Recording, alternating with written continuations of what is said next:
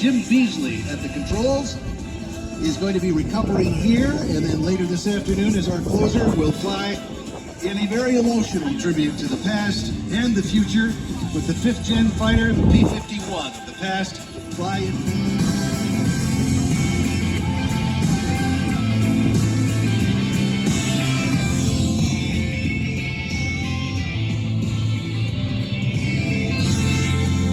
controls, and what a story he is, the great American dream. Can't wait to share that with you a little bit later too, because we've got so much more to come. The T-33, the CH-53, that giant Marine helicopter you see out to the right, and the Marines getting ready to fly it later this afternoon. The C-130J from Rhode Island you see in front of you, that's going to fly later this afternoon too. A-10 is going to maul the field. Kyle Franklin's going to show us basically a flying lesson from the cockpit, and he'll teach us how to fly from the ground. It's going to be very cool.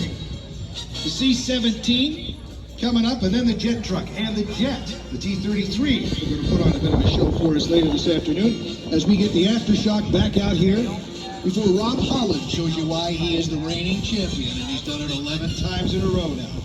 And the F-35, and then the F-35 Heritage Flight with the P-51 you're about to see land.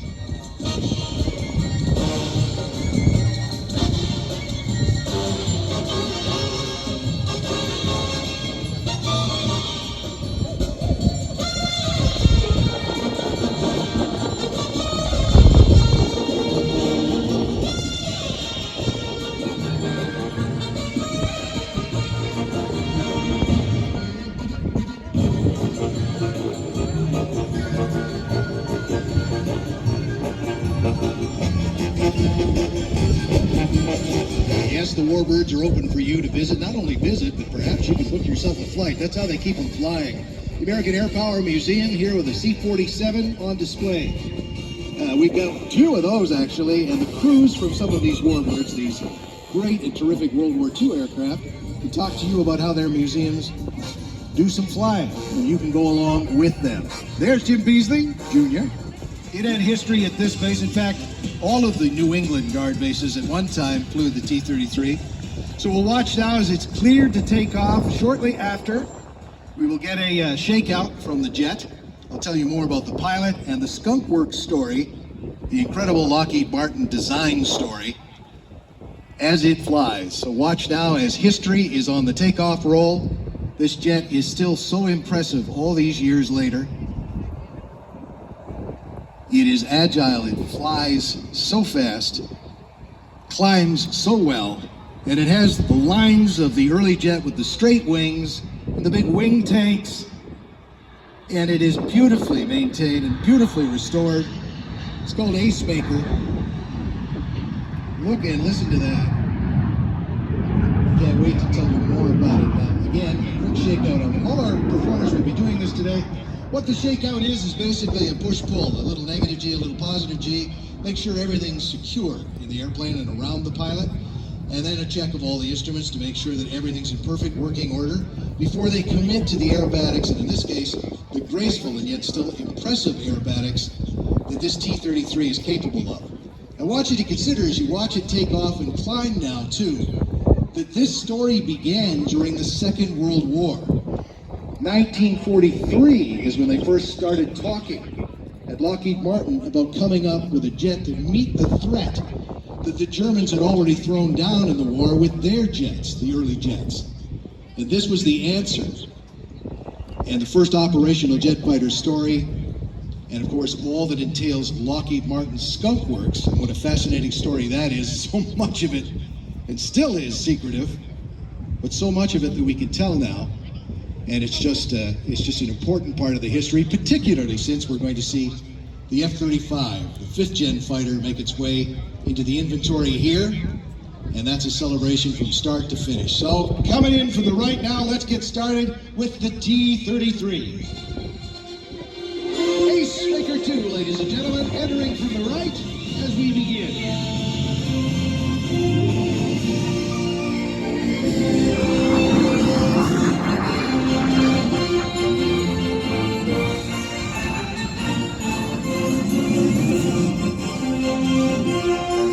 It was 19 1943, the U.S. Army's Air Tactical Service Command met with Lockheed Aircraft Corporation to express its dire need for a jet fighter to counter a rapidly growing German jet threat. 1 month later, a young engineer by the name of Clarence Kelly L. Johnson and his team of young engineers hand-delivered the XB-80 Shooting Star jet fighter proposal. Quickly, the go-ahead was given for Lockheed to start development of the United States' first jet fighter ever. It was June of 1943, and this project marked the birth of what would become the Skunk Works, with Kelly Johnson at its helm.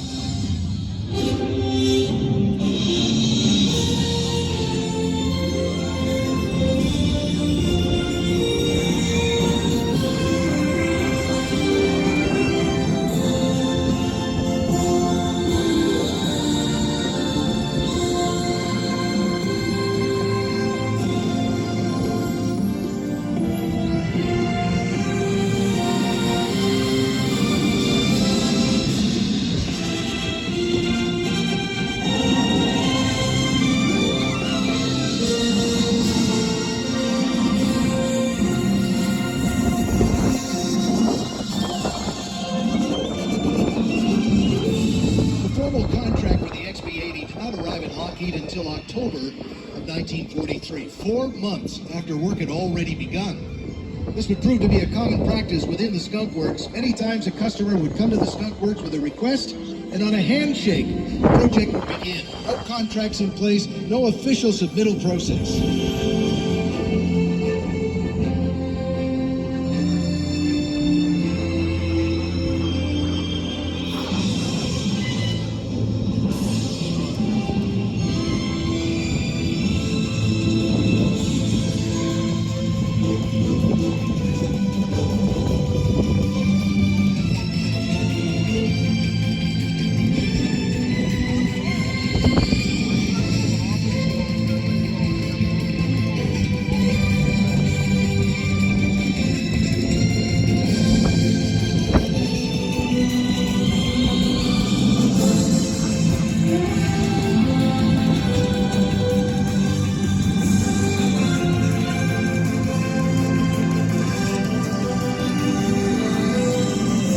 Johnson and his team designed and built the XB-80 in only 143 days, 7 less than was required. What allowed Kelly to operate the Skunk Works so effectively and efficiently was his unconventional organizational approach. He broke the rules, challenging the current bureaucratic system that stifled innovation and hindered progress. His philosophy, spelled out in his 14 rules and practices, still used at Lockheed Martin today.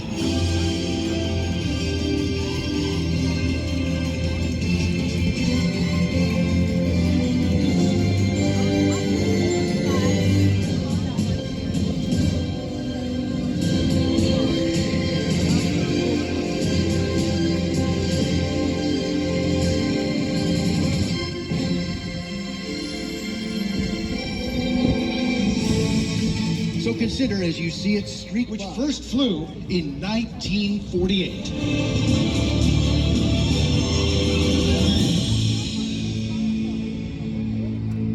And yet still impressive today in the perfect 4-point roll, the T-33. So how did the Skunk Work get its name?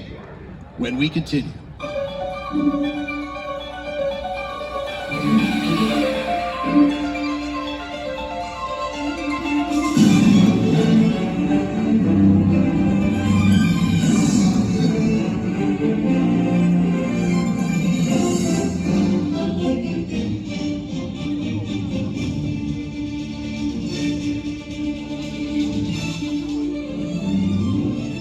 By now, someone close by has already told you the story. Well, let's see if they were right. It's all so secretive, you know. It was the wartime year 1943 when Kelly Johnson brought together a hand-picked team of young Lockheed Aircraft Corporation engineers and young manufacturing people. And I stress the word young. They rapidly and secretly completed the XB-80 project. Because the war effort was in full swing, there was no space available at the Lockheed facility for Johnson's effort. Consequently, Johnson's organization operated out of a rental circus tent next to a manufacturing plant that produced a strong odor. His team was cautioned that design and production of the new XB-80 must be carried out in strict secrecy. No one was to discuss the project outside the small organization, and team members were even warned to be careful how they answered the phone.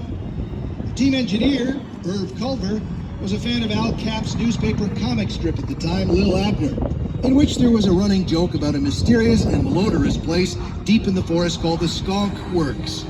There, a strong beverage was brewed from skunks, old shoes, and other strange ingredients. He answered it by saying Skunk Works. Inside man, Culver speaking. Fellow employees quickly adopted the name for their mysterious division at Lockheed. Skunk Works became Skunk Works, and the once informal nickname is now the registered trademark of the company Skunk Works, Lockheed Martin.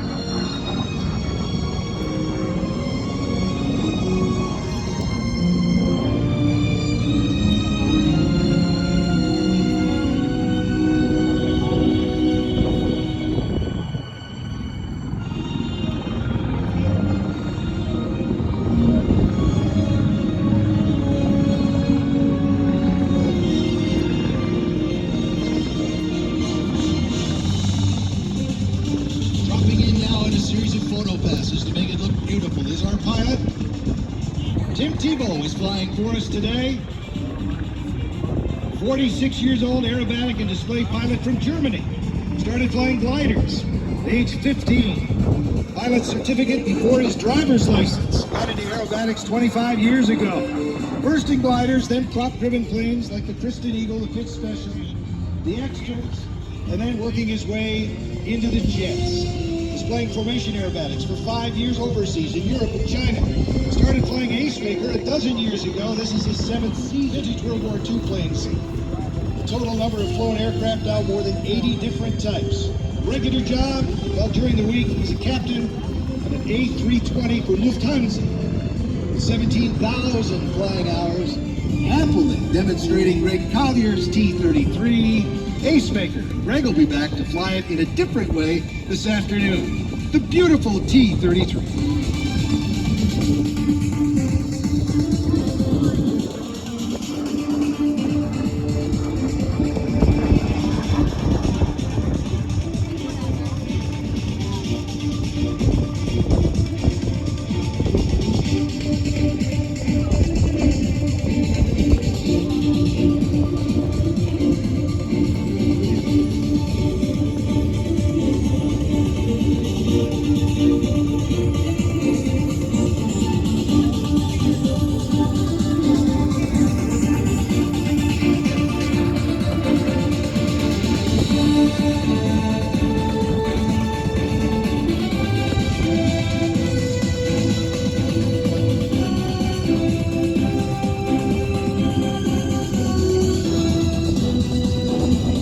Quite maneuverable, isn't it?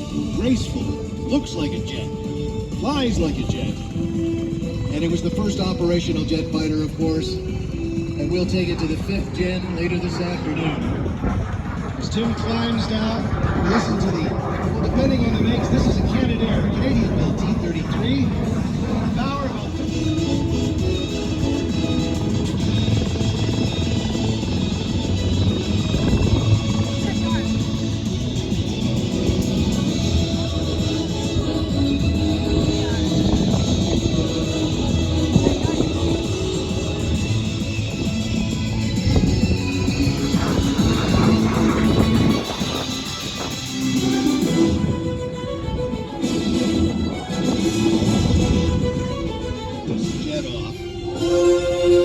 T-33. Also a reminder to Ben, I think he's over there, but he's looking nervous now. You're in good hands with Liz, by the way, Ben. Ben Wabnowski is getting ready to take his first flight. Liz, our flight instructor, will pre-check the airplane, and then we will see him off, and we'll talk to him later as the T-35 impressively flies back around. Ben prepares for his first flight ever. And I hope you get a chance to talk to Liz afterwards, too, about flying and what it's like to get it done. Ben's working up his nerve. It's going to be okay, Ben. You're going to be absolutely fine. It's a terrific airplane. And Liz is a terrific pilot. You're in great hands.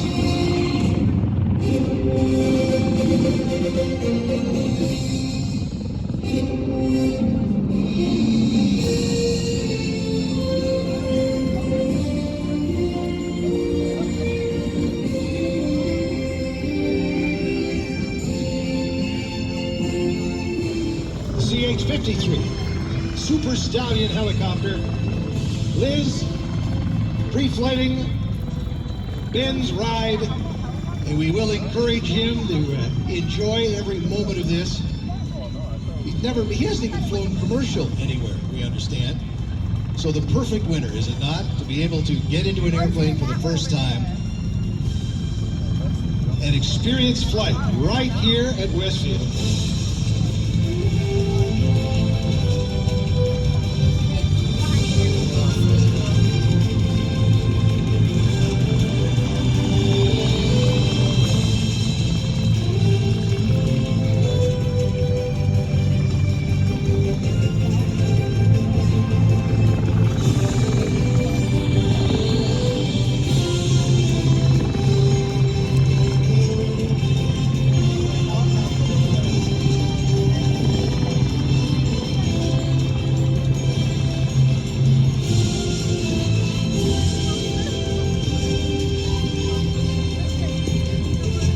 In the design, that canopy is structured so well. We saw the spine open, the air brake on the F-15 to get it slowed down aerodynamically.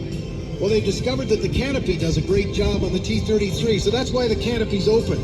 He's comfy in there, but that's helped slowing the jet down, and that saves the brakes too. Fun fact on the T-33, give Tim a nice wave. We'll see it later this afternoon with the jet fire truck.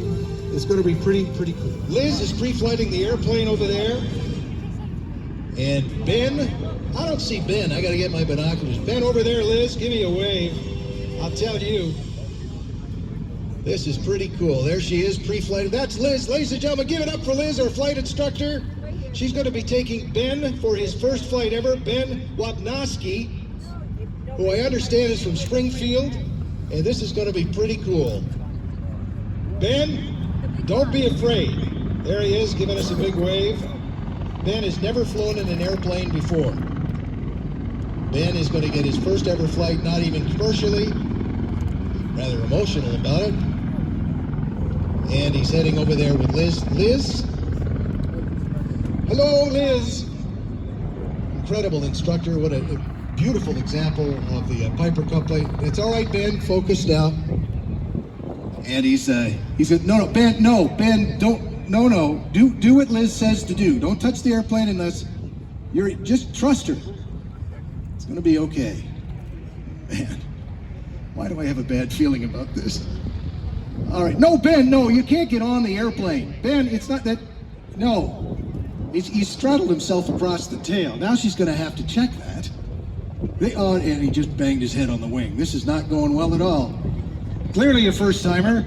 Liz, can you deal with it? You don't need any help? You got this? Okay, you've got this. Oh, dear. Get him in the airplane. And don't touch the controls. I can see everything moving there. That's right. Keep your hands back from the controls and everything. Ben from Springfield, Ben Wapnoski. And Liz has got the plane. Liz, you're going to have to check the tail. He jumped on the tail there, Liz. We'll get the air boss to tell her there. Yeah, she's going to have to check the tail first. She's getting positioned there. Liz, you got to check the tail before you go. Yeah, I know it's not. Just to be safe, brakes on and get there. And Liz is going to check the tail. He hopped on it like it was a horse. I guess apparently he's had a little bit of liquid courage, from what I understand, and that may be some of the problem. Liz, just check the tail there, Liz. I think you're fine. Get a good look at it. There we go. Oh, no, tell me this is not happening. Oh, this is not good. Oh, and he's dragging it. He has no idea. Well, ladies and gentlemen, it's his first flight. I don't know what to say. I'm half terrified and want to laugh out loud. No, all right, pull up. Well, I'm going to try and get him on the radio. Dave, we're going to try and talk to him. I don't even know if he knows how to use the radio. This is not good. Pull up. Come on, Ben. Oh no, this is wiggly wobbly. This is flying, but it's mostly falling at this. Not Gulfstream. Stay away from the business jets. Oh boy, and the trees. Back is up. Forward is down. Please tell me you figured this out. Where is he going now? You know, the trees are not your friend right now, Ben. Ben, get it back over here. I think I have him on the radio. It's on. Let's see. He's not transmit. Oh, Ben, pull back. Guy in the gas truck's doing the smart thing. He's bugging out right now over there. Golden Knights crew have all run into the bunker. Ben, stay away from Gulfstream. Go up, pull up. Oh no, that's just not good. You can't land on the roof over there. Okay, Ben. Let's see if we can get you. Let's see if we can get you back on the ground. That's it. Pull back on the throttle. No. First of all, you're not dealing with the wind in the right way. We got to get you turned around to do this right. It's just bouncy. He's in the grass. He's on the pavement. I think I can hear him screaming for help. Ben, everything okay? He said, jesting. All right, my friend, let's try and get you down now. Let's get you turned into the wind. You've got the rudder figured out. The control stick moving it left and right, of course, gives you the roll. We want to keep those wings as level as possible. We want you to use the throttle to back off just a wee bit. Just a wee, and everything gentle, Ben. You don't have to go down like that and up like that. Just little movements. It's time to go forward now before you stall. There we go. That's it. Not as dramatic. We need to slow everything down, Ben. We just need to slow everything down. Now you're skating sideways. Chill. Breathe in, breathe out. Breathe in, breathe out. Nice. There it is. Settle it down. No, you dragged your wing on the... Boy, did he ever drag his wing. And now he's bouncing in the grass again. Let's try that one more time, though. You're getting there. Please stay away from the business jets. What are they, 40, 60 million a throw? Stay away from the business jets. This will be interesting. Okay, let's try this again. So he can't hear me. Okay.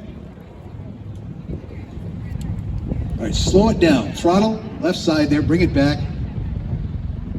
Oh man, wiggly wobbly. Poor Liz. Oh man, and it was all looking so good, Ben. Come on now. You can do this. You've got this. Stay away from the hurt. The Rhode Island folks don't appreciate this at all. You can't land on that wing. Well, he probably could.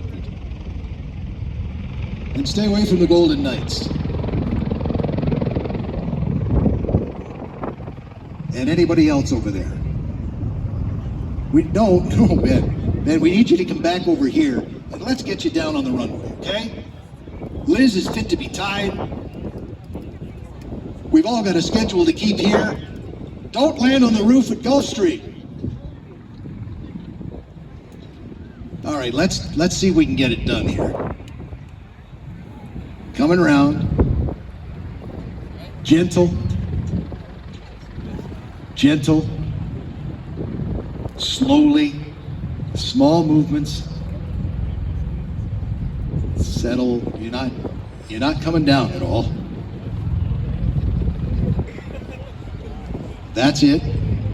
I think you're starting to enjoy this. And that scares us all most of all.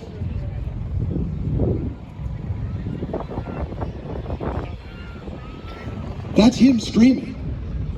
Folks, that's actually him screaming, and the wind's blowing out the other way. So I guess he's not having a great time. Let's get him turned around and landed, please. Stay away from the helicopter. He's like some kind of a mosquito. He's just attracted to the tree line.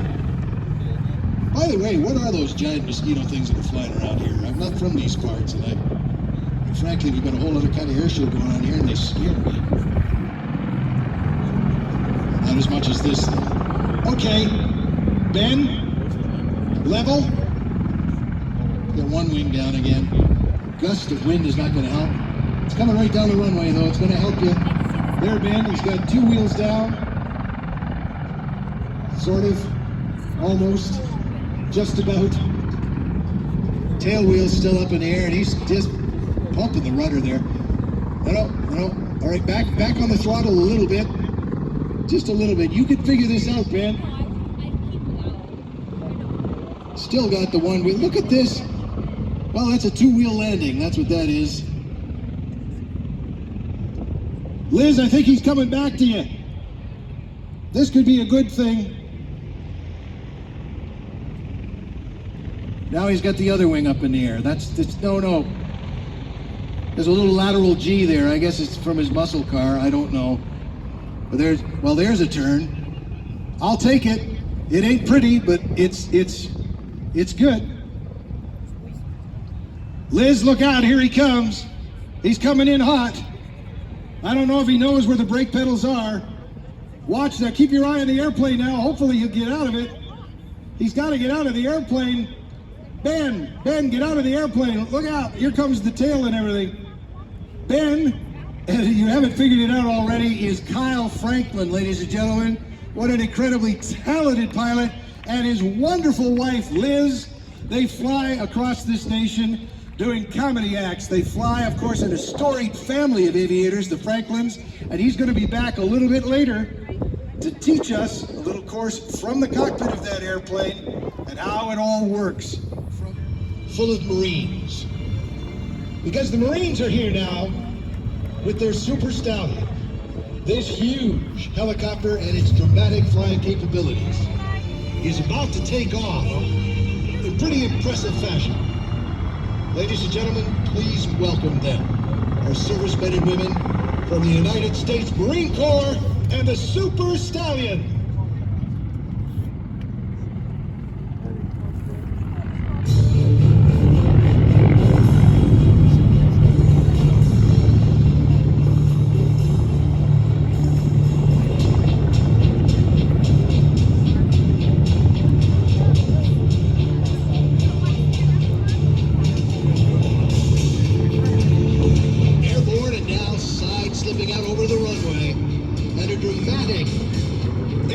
As you're about to see. Watch this massive flying machine now fly like a fighter as away it goes.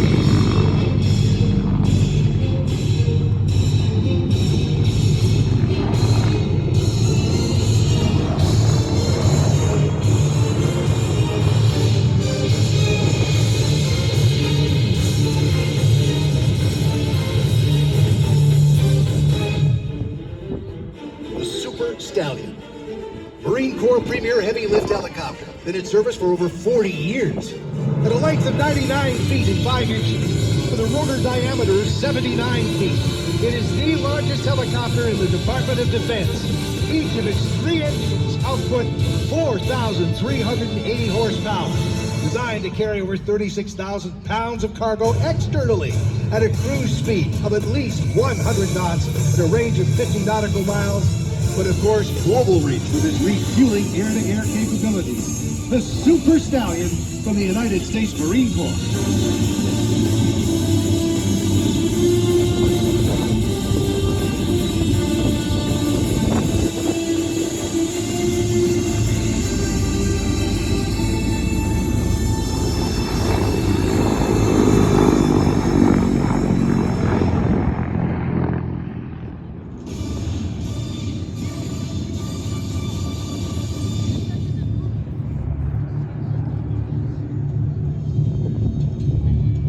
Sense the weight of that helicopter, well over 10 tons as it goes by. How do helicopters work? Well, the wing isn't fixed, it doesn't stand still. The wings turn around. And the counter-rotating propellers at the back fight the torque. And you can imagine what that's got to be like in something this big. Each window, as you see it go by this time, can be fitted with a 50 caliber machine gun, and one can be mounted on the ramp. The helicopter you see before you is Marine Heavy Helicopter Training Squadron 302. Originally designated Marine Medium Helicopter Training Squadron, now they call it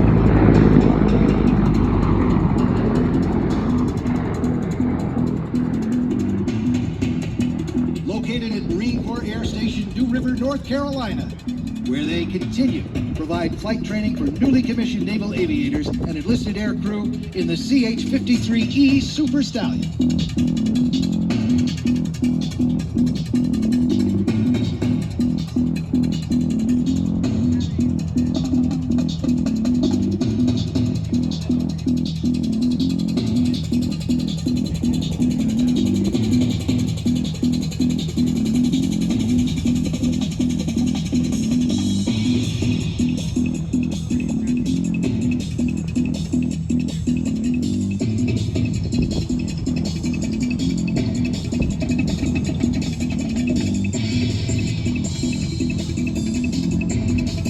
Those of you who were lucky enough to see the preparations that went underway before this huge helicopter took to the sky may have noticed more than a couple of dozen Marines over there attending to the aircraft to prepare it for its flight. Look at this as it slows down and gets ready to settle.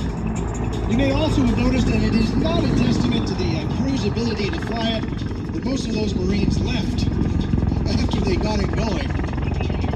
Essential crew only for the demonstrations would consider as many as 60 troops, fully equipped, to be transported in this incredible flying machine.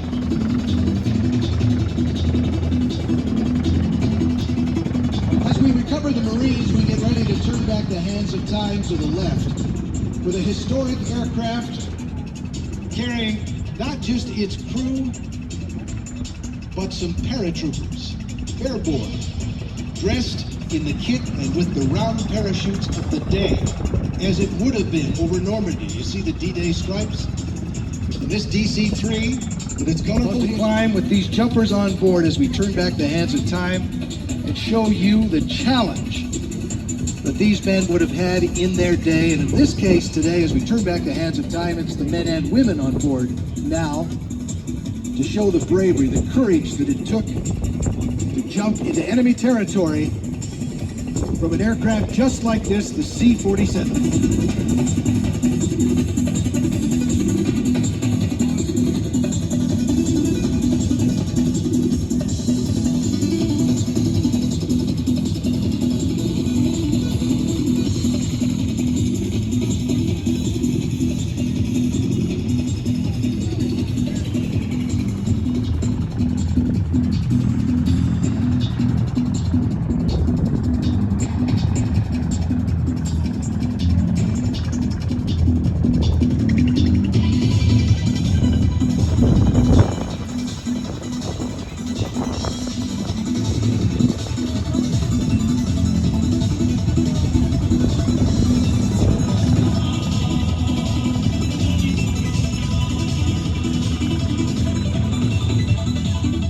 So that they know we'll never forget their sacrifices, please give them a huge round of applause as we remember.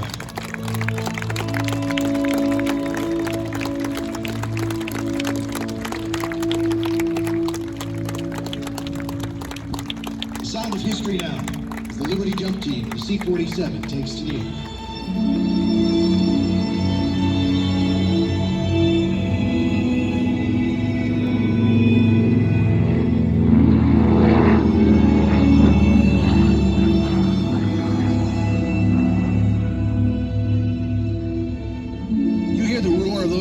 Radial engines, that beautiful sound around. But imagine at D-Day, for example,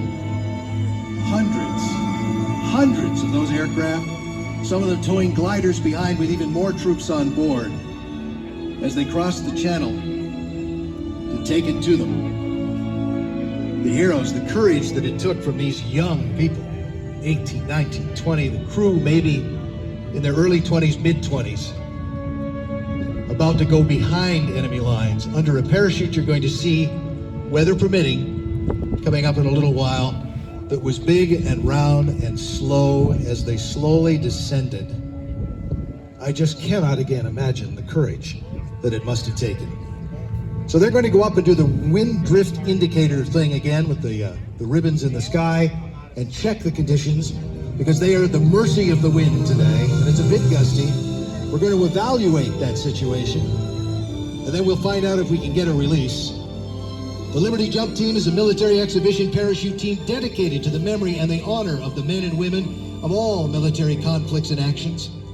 The organization performs static line parachute jumps in military uniforms and the equipment from the vintage C-47 troop transports and many other type of aircraft like the one you see today.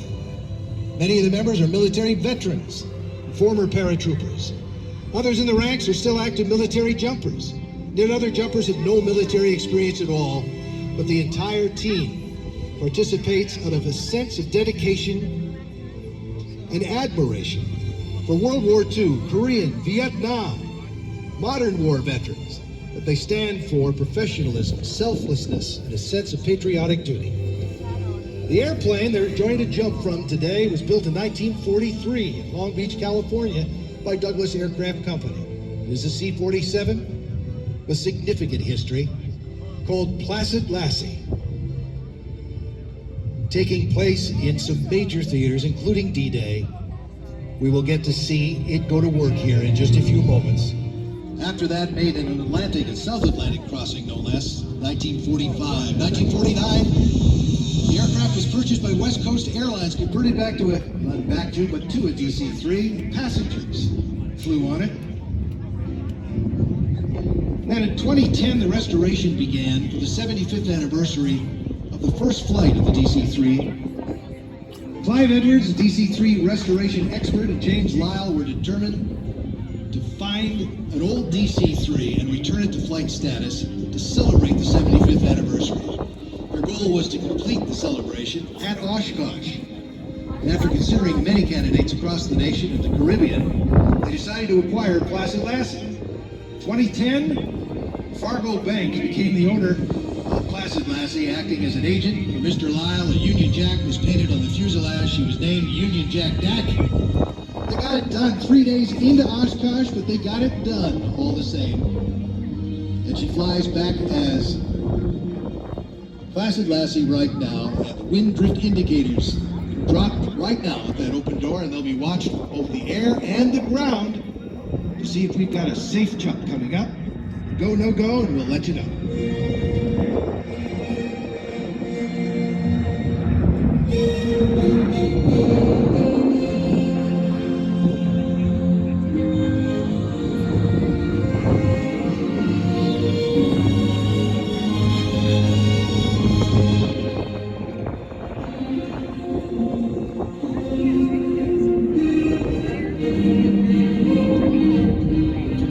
It is a gusty afternoon, fingers crossed. Again, they are at the mercy of the winds with these big round parachutes. We'll get a decision shortly. Speaking of safety, we had someone get on the incorrect side of a fence. And unfortunately, because they're there for not only your safety, the fences are there for the safety of our performers. We got it fixed before we had to stop the show, but we'd have to stop the show. So the rules are pretty much, you can't push the fence down, and you have to respect it, and it's as simple as that. The other rules are pretty easy too. Stay hydrated today, that's for your health. And if you do need some help, we have plenty of it on hand to help out. Don't be afraid to ask. Sunscreen slows that down too. The wind's going to speed it up again, and we're going to have sunshine all afternoon. So stay hydrated. No smoking, no drones. Have a great time though. As far as garbage goes, and especially in the wind, make sure it gets into the receptacles. Make sure it gets into the bins, recycling or garbage, so it doesn't get in the intakes, or that it doesn't attract birds, which could be a problem. That's never good in an airport. We appreciate your help with that. Might even help volunteers so they get home just a little bit earlier to their families. Bag that would have to hang down below them. Guns had to be taken apart. Imagine you've now parachuted into enemy territory. You've been seen slowly floating down, and now when you land, you've got to gather up your parachute, make sure you're undone, and then put your gun back together again.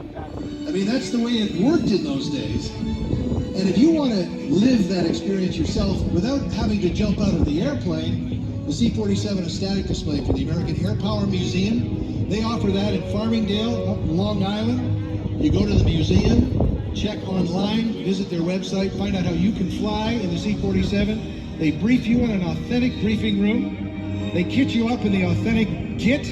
They get you in the airplane. They get you hooked up to the static line. They do everything except throw you out of the airplane. Then they bring you back down to the ground so you understand what it was like.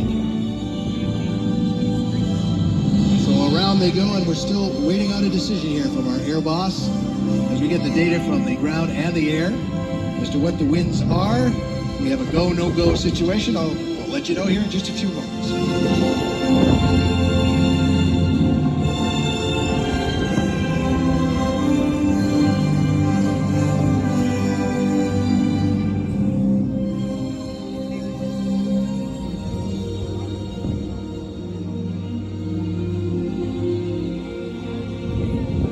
Do be saying in some of the other theaters this plane flew in, but that wouldn't happen. It'd rely on intelligence from the ground, etc., and it was go. And we've seen the heroic stories again.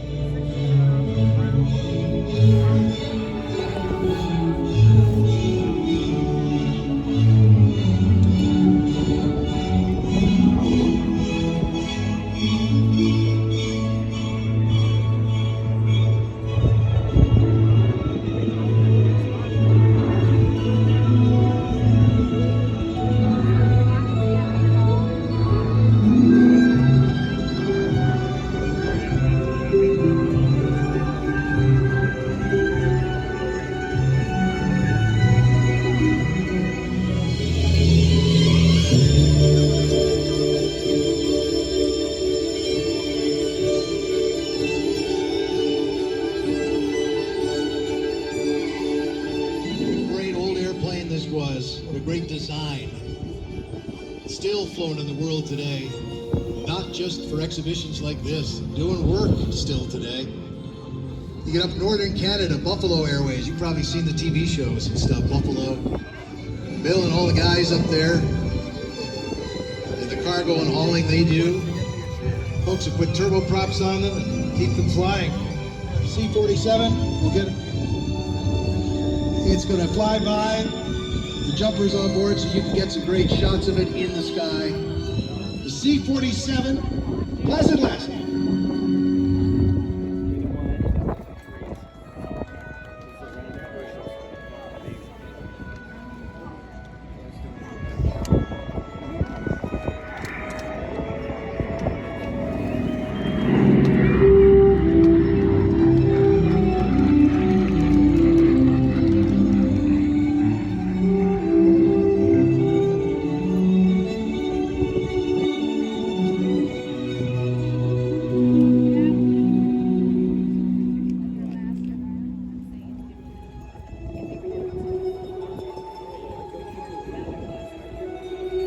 Pretty good spirits, actually.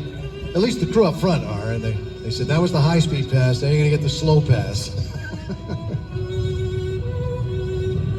And then they're going to recover. And then I'll get you to give them a nice round of applause for the effort, at least today. And understandably, the right decisions made around safety and the winds today. We did not want to have to go climb any trees or anything to get them. And here's a beautiful pass coming up now from the venerable, historic, classic C-47. Just listen to these big round engines. Now that's a nice pass.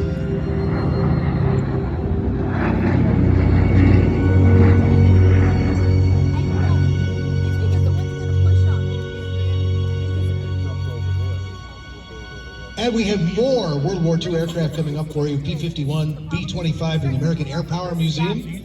As we move ahead, we'll get back to some aerobatics here very shortly. Coming up.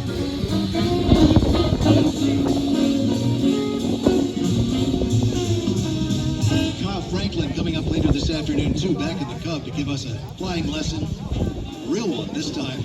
We're right inside the airplane. He's such an accomplished pilot. He and Liz, I knew his dad, and then his grandpappy too, legendary airshow family. And he's just so good with airplanes or anything with an engine on it. He actually was driving a car at the age of 12, standard shift car, before he was 12. Flying before, well before that even. Started flying on his dad's knee. sitting up in the front seat of a Cub just like the one he's flying here today. And he is just one with vehicles.